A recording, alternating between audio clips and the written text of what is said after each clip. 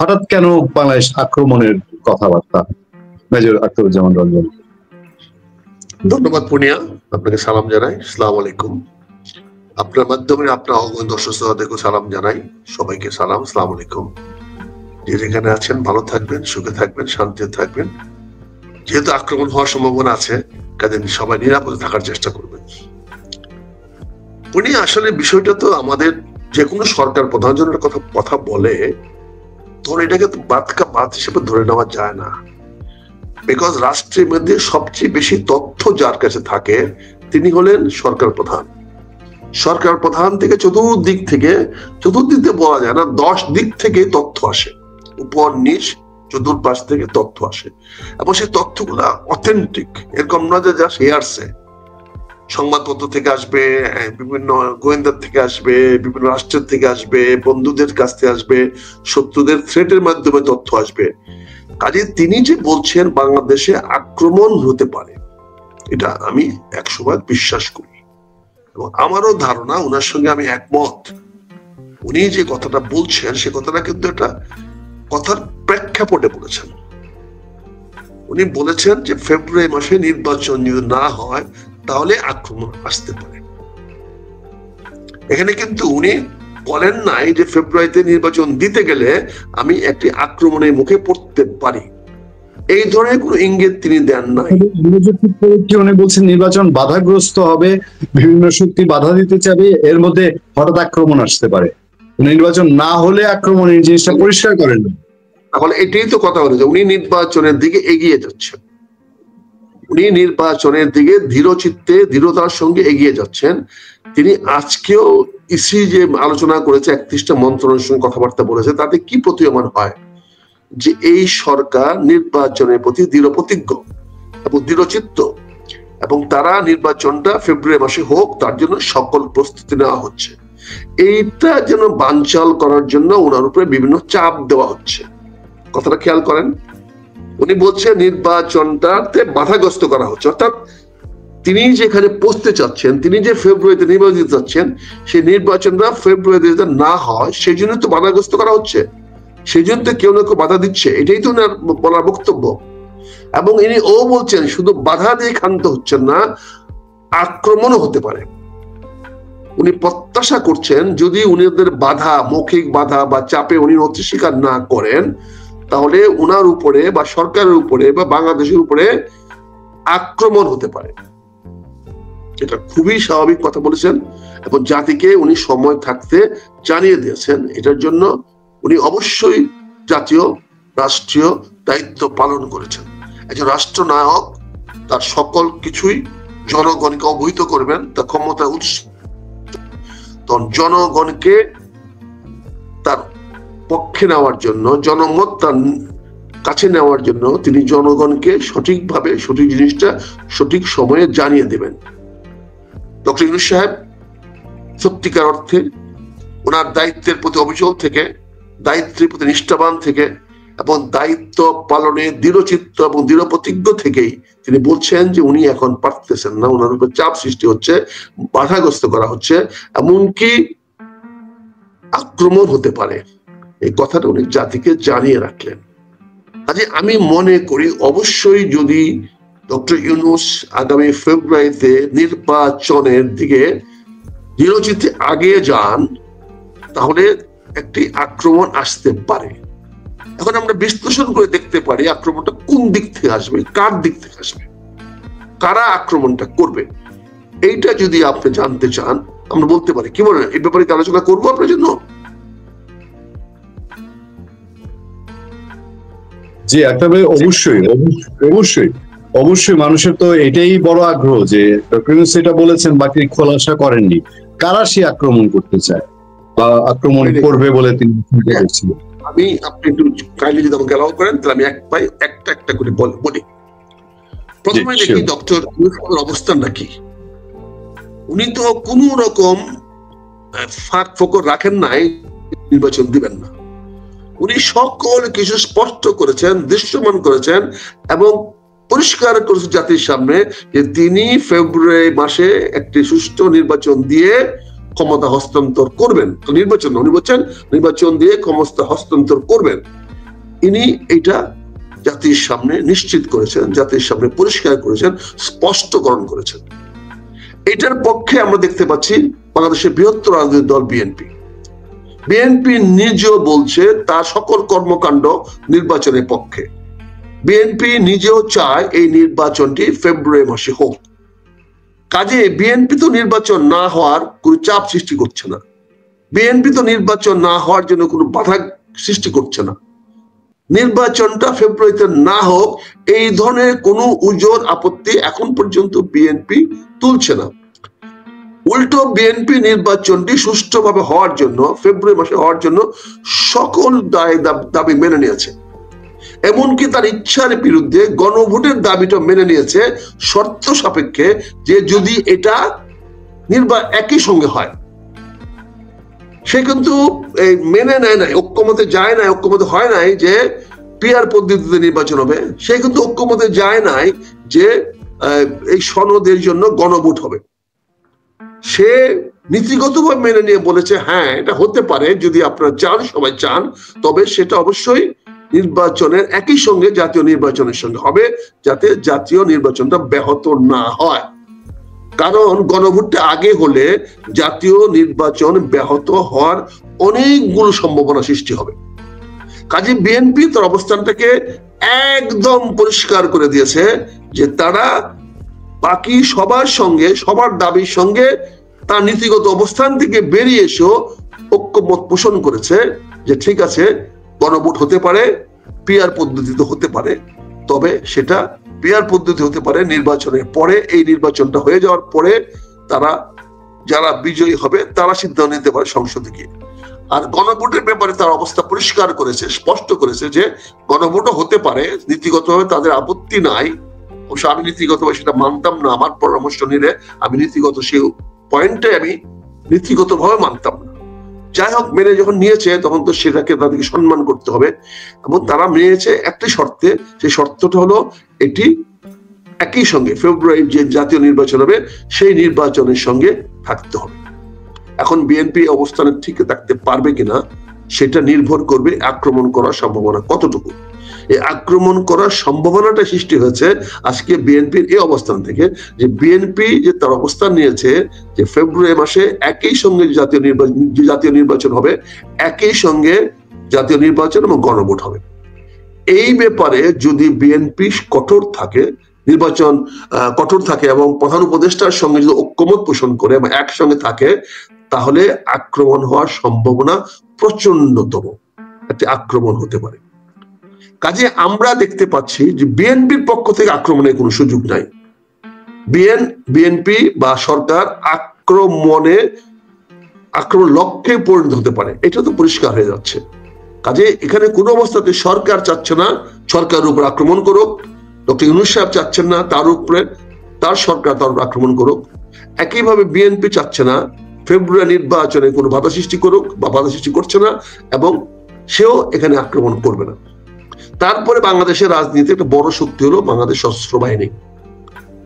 সশস্ত্র বাহিনী, বিশেষ করে সেনাবাহিনী প্রধান আগেই বলে দিয়েছে যে 18 মাসের মধ্যে নির্বাচন হওয়া বাঞ্ছনীয়, এবং সেই 18 মাস ফেব্রুয়ারি মাসের মধ্যে পড়ে এবং সেটা 18 মাস অতিক্রম করে না। কাজেই আমরা নির্দিষ্ট বলতে পারি যে সশস্ত্র বাহিনীও ডিসেম্বরে পরে না, সশস্ত্র বাহিনীও চায় যে নির্বাচনটা ফেব্রুয়ারিতে হয়ে যাক। কাজে ফেব্রুয়ারিতে নির্বাচনে সশস্ত্র বাহিনীর তরফ থেকে কোনো আপত্তি নাই, কোনো বাধা নাই। গণভোটে হবে না কি হবে এই ব্যাপারে সেনাবাহিনীতে কোনো বক্তব্য দেওয়ার অধিকারও নাই, ন্যায্যতা রাখে না। কিন্তু তারা যে নির্বাচনটা ফেব্রুয়ারি মাসে কোনো বাধা সৃষ্টি করবে না, কোন রকম তাদের প্রস্তুতির কোনো অভাব নাই, এটা তারা বলে দিয়েছে। এবং তারা জানিয়ে দিয়েছে ফেব্রুয়ারি মাসে নির্বাচনের জন্য যা কিছু প্রয়োজন তারা সকল প্রস্তুতি রেখে ফেলছে, এবং লক্ষাধিক সৈনিক প্রস্তুত রেখেছে। তারা দরকার পড়লে তারা নির্বাচনের দায়িত্ব পালন করবেন যাতে নির্বাচনটি সুষ্ঠুভাবে হয়। কাজে আমরা ধরে নিচ্ছি না, মানে এটা প্রমাণিত হয়ে যাচ্ছে যে সশস্ত্র বাহিনী তথা সেনাবাহিনী নিজেও এই নির্বাচনের বিপক্ষে নয়। ফলে আক্রমণ করা তো প্রশ্নই ওঠে না, তারা তো বাধাগ্রস্ত করার প্রশ্নই ওঠে না। কাজে সশস্ত্র বাহিনীতে কোনো প্রকার বাধা সৃষ্টি করবেন না। তাহলে এখানে পরিষ্কার হয়ে গেল যে যারা ফেব্রুয়ারিতে নির্বাচন চায় তাদের কেউই এই আক্রমণ করবে না। এখন প্রশ্ন হচ্ছে, যারা নির্বাচন ফেব্রুয়ারিতে চায় না তারা কি আক্রমণ করবে? আমি মনে করি তারাও আক্রমণ করবে না, কারণ তারাও এই ধরনের একটি ঝুঁকিপূর্ণ অবস্থার দিকে যাবে না। হয়তো তারা একটা হুমকি সৃষ্টি করার চেষ্টা করছে, তারা হয়তো একটা রাজনৈতিক রিটরিক বা রাজনৈতিক একটা চাপ সৃষ্টি করার চেষ্টা করছে, যে চেষ্টার মধ্যে সরকারকে বাধ্য করতে পারে যেন সরকারের অবস্থান থেকে সরকার সরে আসে। এখানে যারা বলছেন যে আগামী ফেব্রুয়ারি নির্বাচনে, এবং আমি যেটা দেখলাম আজকে জামাত ইসলামের তাহের সাহেবের বক্তব্যে, তিনি পরিষ্কার করে দিয়েছেন, স্পষ্ট করে দিয়েছেন যে ফেব্রুয়ারিতে নির্বাচনের তাদের কোনো আপত্তি নাই, ফেব্রুয়ারিতে নির্বাচন হতেই পারে। তবে তাদের সম্পূরক দাবি হলো যে ওই নির্বাচনের আগে অর্থাৎ নভেম্বরের মধ্যেই গণভোট হতে হবে, এটা ওনাদের দাবি। তো ওনারা কিন্তু বলেন নাই যে ফেব্রুয়ারিতে নির্বাচন হতে দিবেন না, দাবি করেছেন যে গণভোটের দাবি করেছেন। উনি তো বলেন নাই যে গণভোটের দাবি না মানলে উনি নির্বাচনে যাবেন না বা নির্বাচন হতে দিবেন না। তো ফলে জামাতের পক্ষ থেকে আক্রমণ করার কোনো সুযোগ নাই, তারাও আক্রমণকারী শক্তি হিসাবে আমি তাদেরকে চিহ্নিত করতে পারি না। কাজে এখানে জামাত ইসলামেও এই আক্রমণকারী শক্তি না, যেটা আমার অন্তর্বর্তী সরকারের প্রধান বলেছেন যে আক্রমণ আসতে পারে। তারপরে বাংলাদেশের রাজনীতিতে অন্যতম একটি বড় প্লেয়ার হলো বাংলাদেশের ইসলামিক রাজনৈতিক দলগুলো। তারাও কিন্তু ফেব্রুয়ারিতে নির্বাচন চায় না এরকম কোনো বক্তব্য তারা বলে নাই, তারা ফেব্রুয়ারিতে নির্বাচন করতে দিবে না এরকম কোনো বক্তব্য তারা এখানে তুলে ধরে নাই, নিয়ে আসে নাই। এখানে তারা যেটা দাবি করছে, তারা চাচ্ছে পিয়ার পদ্ধতিতে নির্বাচন হতে হবে, তাদের দাবি হলো যে গণভোট হতে হবে। এটা তাদের দাবি, দাবি তো করতেই পারি, দাবি তো যে কোনো মানুষ যে কোনো জিনিস দাবি করতে পারে, একজন লোক তো চাইতেই পারে। কাজে চাওয়াটাই তো বড় কথা নয়, তার যৌক্তিকতা, তার গ্রহণযোগ্যতা, তার দাবির পক্ষে কতটুকু জনমত আছে তার উপর নির্ভর করে আপনি সিদ্ধান্তগুলো হবে। কাজে এখানে আমি ইসলামিক রাজনৈতিক দলগুলোর পক্ষ থেকেও আক্রমণ করার কোনো সুযোগ দেখি না, এবং তারাও তারা হুমকি দিবে না এবং তারাও আক্রমণ করবে না, এই তালিকায় তারাও নাই। তারপরে আসে নতুন উদীয়মান শক্তি এনসিপি। এনসিপি একটি নতুন উদীয়মান দল, তাকে আমরা বাধাগ্রস্ত করার চেষ্টা করছি, তাকে আমরা তাদের কার্যক্রমকে বাধাগ্রস্ত করার চেষ্টা করছি, বিভিন্ন ভাবে তাদেরকে আমরা বাধা দিচ্ছি, তাদের কার্যক্রম চালাতে দিচ্ছি না। এমনকি তাদের গোপালগঞ্জে পর্যন্ত জনসভা করতে দেয়নি, আমরা সেখানে বাধাগ্রস্ত করেছি। এমনকি দেখেছি তারা অবাধে চলাফেরা করার মতো সুযোগ সরকার করে দিচ্ছে না। এমনকি আমি বিদেশের মাটিতে গিয়ে দেখেছি আমার এনসিপি নেতা কর্মীদেরকে করা হয়েছে। তার মানে তাদের কার্যক্রম যাতে তারা চালাতে না পারে সেজন্য তাদেরকে বাধাগ্রস্ত করা হচ্ছে। তারা দেশটাই তো এনসিপি রাজত্ব করছে, আপনি কি ভাই? আমি পুরো দেশটা তো এনসিপি নিয়ন্ত্রণ। আমি আপনার সঙ্গে একমত না। আমি রাজত্ব করার কথা ছিল, পুরা দেশটাই এনসিপি রাজত্ব করার কথা ছিল, এটাই বৈধ হইতো। একটা বিপ্লবী সরকারের মাধ্যমে এনসিপি বা বৈষম্য ছাত্র আন্দোলন যদি রাষ্ট্রীয় ক্ষমতায় থাকতো তাহলে এটাই স্বাভাবিক হতো, কিন্তু স্বাভাবিক নাই বলে তাদেরকে বাধাগ্রস্ত করা হচ্ছে। তাদের তাদের লোক, সকল মন্ত্রণালয়ে তাদের সব ডিসি অফিস চালায়, ইউনো অফিস চালায়, প্রশাসনের রদবদল করে, সরকারের নীতি নির্ধারণ করে, আর কি সবই করে। আপনাদের অনেকের পারসেপশন হতে পারে, কিন্তু এটা বাস্তব না। এটা আপনাদের অনেকের মনে হতে পারে, কিন্তু বাস্তব। কোন ডিসি তাদের পক্ষে না, কোন এসপি তাদের পক্ষে না। আমরা তো জানি কে কার পক্ষে, আমরা দেখতেছি, প্র্যাকটিক্যালি দেখতেছি। আমি যে কথাটা বলছি বাধাগ্রস্ত করেন না, আমি কথাটা শেষ করি, তাহলে জিনিসটা আপনার জন্য আরো পরিষ্কার হবে। কাজে এনসিপি কে বিভিন্ন কাজে বাধাগ্রস্ত করা হচ্ছে, এমনকি তাদেরকে বৈষম্য ছাত্র আন্দোলনটাকে ধ্বংস করে দেওয়ার জন্য তাদেরকে রাজনৈতিক দলে রূপান্তরিত করা হয়েছে। অথচ সেই রাজনৈতিক দলের রেজিস্ট্রেশনটা তারা ভদ্রভাবে, শালীনভাবে দেয় নাই, সেটাও শর্ত সাপেক্ষে দিয়েছে। এবং তাদের রাজনৈতিক দলের প্রতীক সেটাও দেওয়া নিয়ে এখন পর্যন্ত টাল বাহানা করা হচ্ছে। আজকে যে মকারিটা করা হয়েছে, আজকে যে একটা জাতীয় কৌতুক করা হয়েছে, সেটা হচ্ছে শাপলা দিব না, শাপলা কলিয়ে দিব। এটা পুরো খারাপ শুনতে জানায়। এটা খুব হীন মানসিকতা পরিচয় দিয়েছে,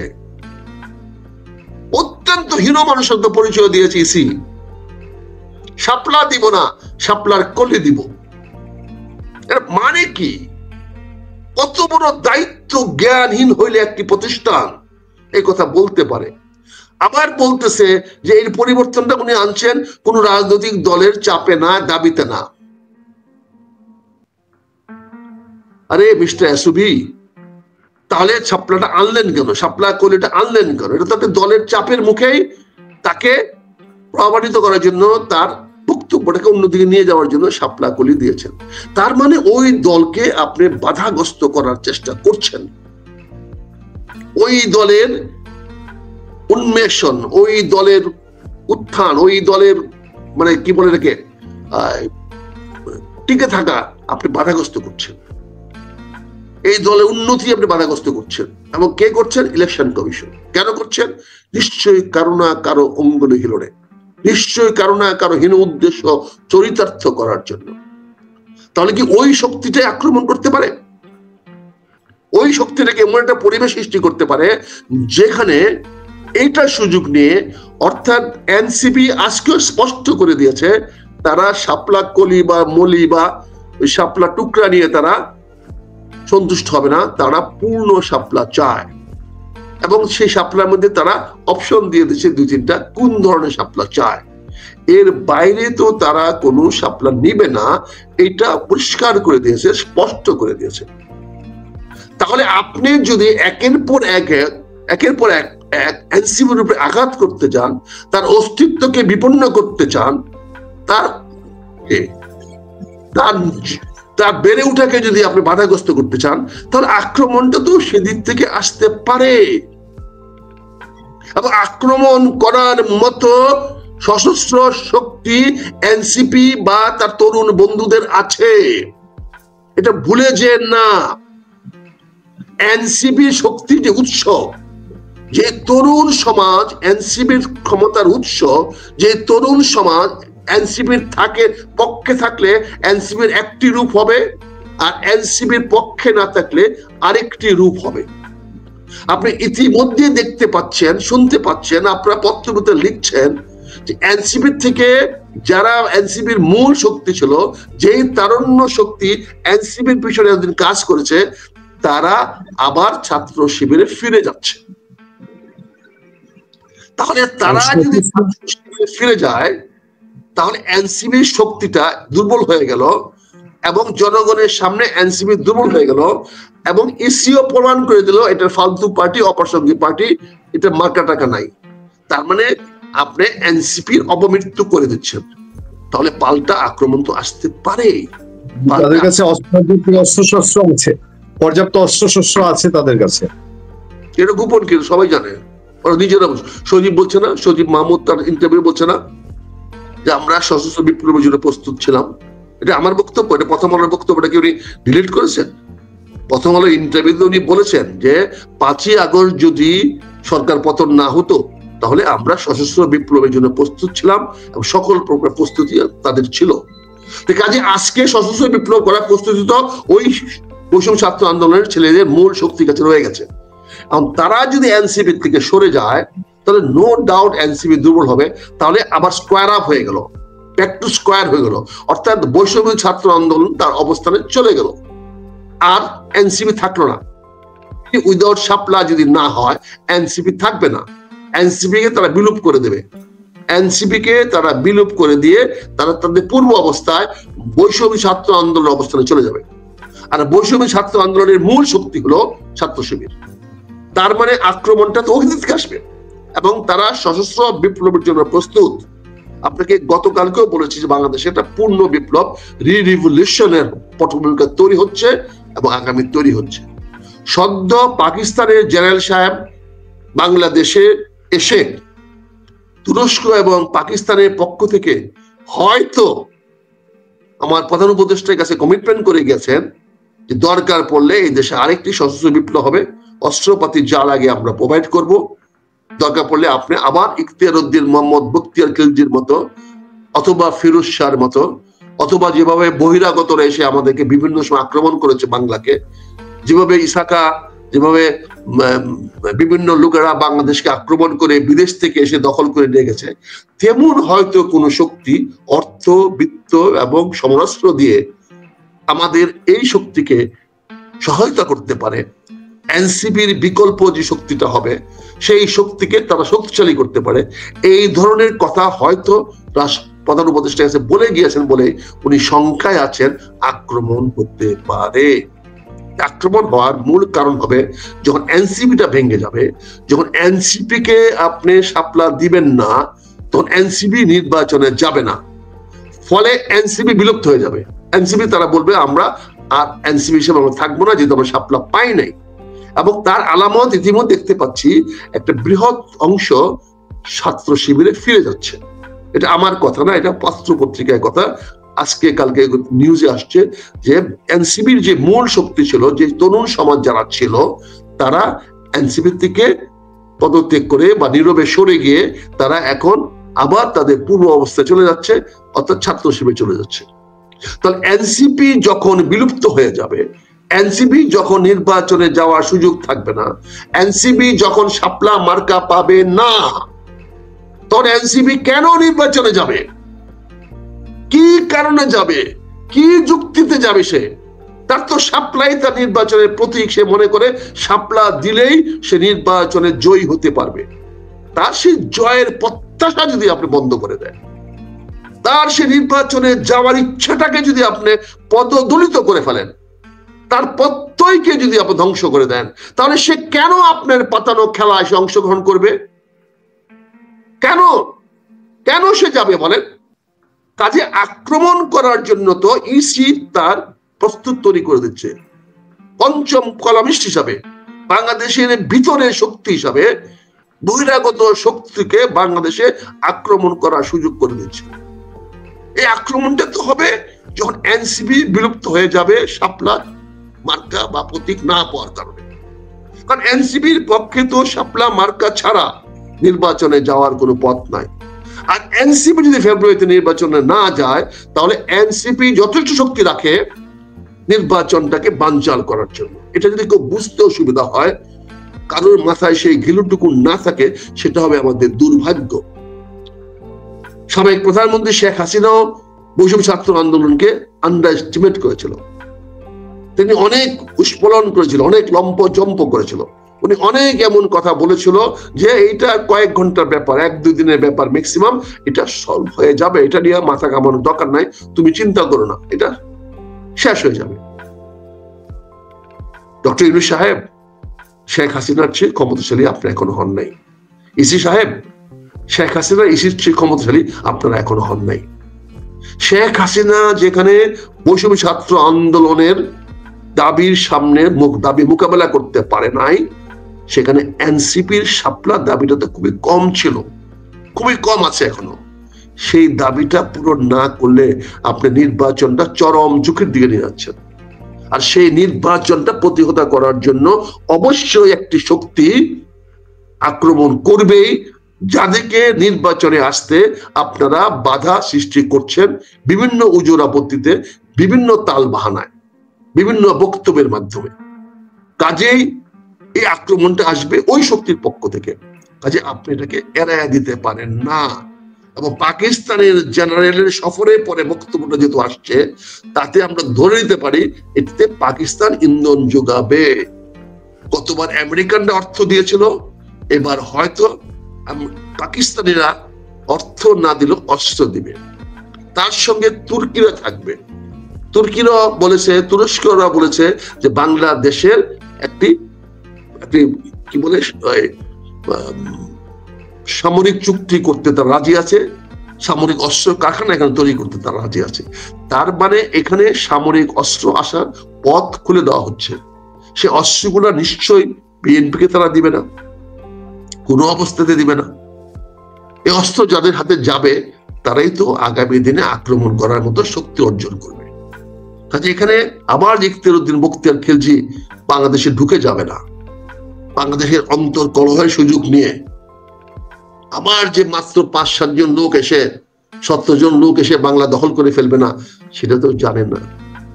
আপনি জানেন বাংলাদেশে বিরোধী প্রচুর বিহারি এখনো পাকিস্তানে আছে, এবং সেই বিহারিদের আত্মীয় স্বজন বন্ধু বান্ধব বাংলাদেশে আছে, এমনকি অনেকের সম্পদ বাংলাদেশে আছে।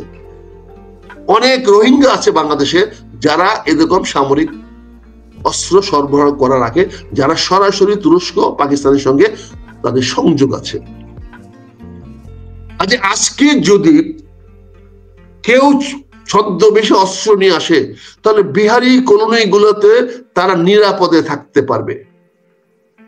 সেটা আপনি সাতক্ষীরায় বলেন, খুলনায় বলেন, সৈয়দপুরে বলেন, রংপুরে বলেন, যশোরে বলেন, চট্টগ্রামে বলেন, ঢাকার মিরপুর, মোহাম্মদপুরে, জেনেভা সেন্টারে বলেন, সেখানে প্রচুর লোককে গোপনে রাখার মতো ক্ষমতা আছে, যেখানে আপনি ঢুকতে পারবেন না, আপনি তাদেরকে ঢুকে গিয়ে বের করে আনতে পারবেন না, সে শক্তি আপনাদের নাই। এছাড়া বিশ্ববিদ্যালয়ে অনেক হল আছে যেখানে পুলিশ কেন সামরিক বাহিনীরও ঢোকার ক্ষমতা নাই। কিন্তু ওই সমস্ত জায়গা থেকে আবার ইখতিয়ার উদ্দিন বখতিয়ার খিলজির পক্ষে বাংলার মাটিতে আক্রমণ হবে না, এটা আপনি উড়াই দিতে পারেন না। এবং যথার্থভাবে ডক্টর ইউনূস সাহেব সেই কথাটাই বলেছেন, সেই কথাটাই জাতিকে উনি অগ্রিম জানিয়ে দিয়েছেন। আমি মনে করি আমাদেরকে অতি দ্রুত একটি সমস্যার সমাধানে আসতে হবে। এখানে বিএনপি সবচেয়ে বড় দল, এখানে আমি মনে করি বিএনপির দায়িত্ব অনেক বেশি। জাতিকে ঐক্যবদ্ধ করার একমাত্র দায়িত্ব এসে দাঁড়ায় বিএনপির উপরে। এখানে বিএনপি জাতীয় ঐক্যের জন্য অনেক ত্যাগ স্বীকার করেছেন, এই ঐক্যমত কমিশনের সঙ্গে প্রচুর সহযোগিতা করেছেন, ডক্টর ইউনূস সাহেবকে নিঃস্বার্থভাবে সমর্থন দিয়ে প্রচুর ত্যাগ স্বীকার করেছেন। এই আজকে যে লড়াইটা হচ্ছে, এই লড়াইয়ের ফয়সালা আরো 6-9 মাস আগে হয়ে যেতে পারতো যদি বিএনপি ত্যাগ স্বীকার না করত। লড়লে তো লড়কে যখন আমি লড়বো তখন তো ফলাফল একটাই হবে, যে জিতবে সেই তো হবে সিকান্দার। সেই যে লড়াইটা আগামী ফেব্রুয়ারিতে করতে চাচ্ছি, যদি সেটা যদি আক্রমণ প্রতিহত করার লড়াই হয়, তাহলে তো আমরা আগেও লড়তে পারতাম। আমার মনে হয় যেহেতু বিএনপি অনেক ছাড় দিয়েছে, অনেক ত্যাগ স্বীকার করেছে, আমি মনে করি একটা সুযোগ সৃষ্টি হয়েছে নতুন করে। সুযোগটা আমি বলতে চাই অত্যন্ত, জামাত এখন দাবি করছে তারা গণভোট আগে চায়, এনসিপি তারা দাবি করেছে গণভোট আগে চায়। গণভোটটা কি? অর্থাৎ নির্বাচিত সরকার কিভাবে দেশ চালাবে, এই ঐক্যমত্য কমিশনের জুলাই সনদের ভিত্তিতে দেশ চালাবে, না তাদের দলীয় দৃষ্টিভঙ্গি থেকে, দলীয় অবস্থান থেকে রাষ্ট্র চালাবে, এই বিষয়টা ফয়সালা হওয়ার সুযোগ সৃষ্টি হয়ে গেছে। এখানে বিএনপি বা অন্যরা যারা আছেন বুদ্ধ সমাজ, তারা একটা কথা বলতে পারে যে ঠিক আছে, গণভোট ফেব্রুয়ারি মাসে, নভেম্বর মাসে হবে, তবে তার আগে ফেব্রুয়ারি নির্বাচনের শিডিউল ঘোষণা করতে হবে। ফেব্রুয়ারি নির্বাচনের আগে সবাই অংশগ্রহণ করার অঙ্গীকার করতে হবে। সকল রাজনৈতিক দল ঐক্যমতে পৌঁছতে হবে যে গণভোট হবে এবং ফেব্রুয়ারি মাসের প্রথম সপ্তাহে নির্বাচন হবে। এই দুইটি ইস্যুতে সকল রাজনৈতিক দল ঐক্যমতে আসতে হবে, তারপরে গণভোট হবে। তার গণভোট তো এটি হবে যে এই জুলাই সনদ ভিত্তিতে পরবর্তী নির্বাচিত সরকার দেশ পরিচালনা করা হবে। কাজে গণভোটে যদি এটা অনুমোদিত হয়, তাহলে যারাই সরকারে আসবে তারাই এই মোতাবেক কাজ করবে। আর গণভোটে যদি অনুমোদিত না হয়, তাহলে নির্বাচনের মাধ্যমে যারা জয়ী হবে তারা তাদের দলের আদর্শ অনুযায়ী, দলমত অনুযায়ী, জনগণের বৃহত্তর কল্যাণ অনুযায়ী, যেটা তারা ভালো মনে করবে সেভাবে দেশ চালাবে।